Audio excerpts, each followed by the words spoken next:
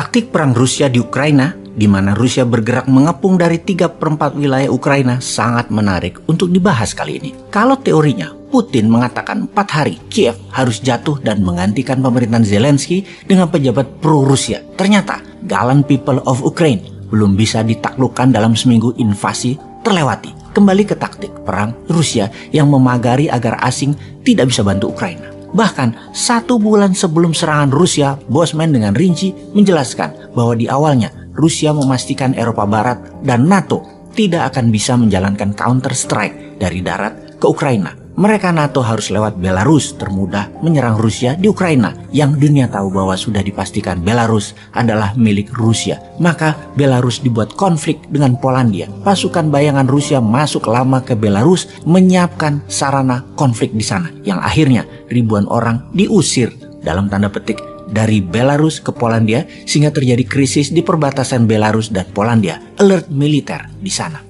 Lalu pasukan darat Rusia masuk ke Belarus, mengepung sisi utara Kiev yang dari perbatasan Belarus ke Kiev hanya berjarak 150 km. Dari sisi timur Ukraina, wilayah Donbas, ada sekitar 400 km menuju Kiev. Pasukan darat terbesar Rusia disiapkan beserta pasukan udara Rusia. Pasukan laut dan darat dari sisi selatan Ukraina lewat Crimea. Kode pertama, gerakan separatis pro-Rusia menghajar Donbas. Kiev diam saja. Lalu esokan harinya pasukan Rusia dari 3 penjuru gaspol menyerang dengan satu tujuan, menaklukkan gedung pusat pemerintahan dan menggulingkan Zelensky, presiden Ukraina saat ini. Pasukan darat ground force dilindungi pasukan udara, drone, dan artillery roket. Strategi militer Rusia sebenarnya strategi klasik, sudah bisa dibaca, tidak ada unsur surprise.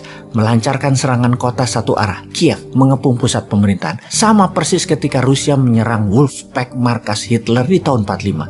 Sama persis ketika Amerika menggulingkan Saddam Hussein. Sama persis seperti Amerika serang Libya, menjatuhkan Gaddafi. Persis sama, hanya sekarang peralatannya makin modern Rusia punya. Kita mereview sejarah perang sebentar.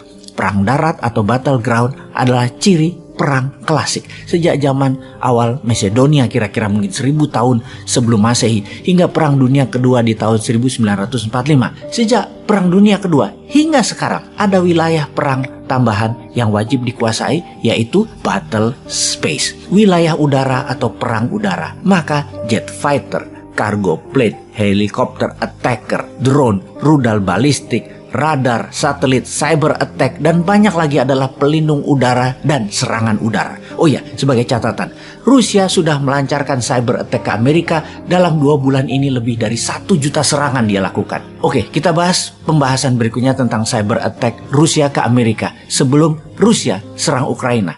Kemudian ada yang namanya perang gurun, perang hutan, perang kota, perang laut atau naval war, dan lain sebagainya. Desert Storm di Januari 1991 adalah perang gurun. Omel di Libya di tahun 40-an adalah perang gurun.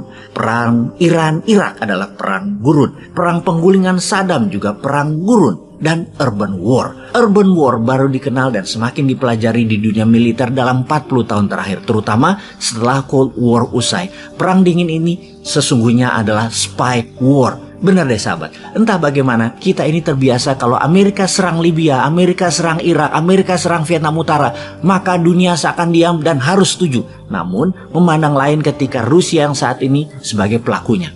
Itulah permainan media, itulah media warfare. Sama seperti Tiongkok yang invasi pakai ekonomi, kesannya berbisnis padahal hostile takeover. Namun peran media dan peran politikus lokal yang terbeli oleh Tiongkok penting bagi Tiongkok, sehingga langkah mereka terlihat membantu sebuah negara walaupun negara yang dibantu ternyata punya hutang banyak ke Tiongkok. Wes, stop bicara utang. Kita fokus ke perang kota. Kiev dan pasukan Ukraina saat ini melakukan perang kota dengan menempatkan banyak sharpshooter atau penembak sniper di banyak lokasi. Dan perang urban war, sniper sungguh mengambil peran sangat penting.